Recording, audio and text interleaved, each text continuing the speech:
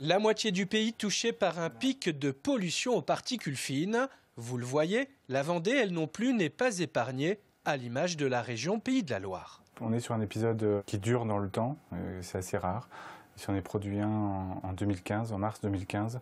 Les origines de l'épisode étaient différentes, puisqu'en mars, on était plutôt sur des émissions issues du secteur agricole.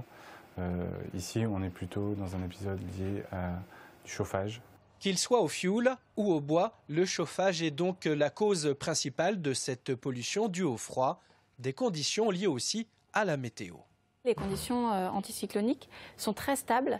On peut avoir la formation d'une sorte de couvercle et les polluants restent coincés sous ce couvercle et ne sont pas dispersés par le vent. La Vendée est concernée au même titre que le reste de la région des Pays de la Loire par cet épisode de niveau d'alerte. C'est vraiment des phénomènes de grande ampleur.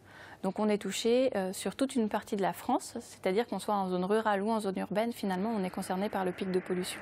Un niveau d'alerte à la pollution qui est atteint aujourd'hui, au bout du 4e jour, ce qui déclenche une procédure réglementaire par arrêté préfectoral, comme par exemple la réduction de 20 km/h sur les autoroutes et les 2x2 voies. Effectivement, on a roulé moins vite parce qu'on a vu un panneau qui nous indiquait pollution 20 km de moins.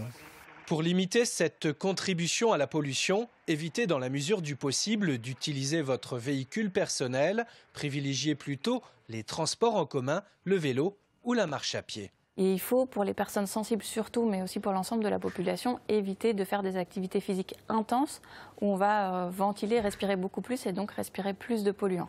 Le niveau d'alerte est maintenu pour demain et pourrait bien se poursuivre jusqu'à mercredi ou bien jeudi.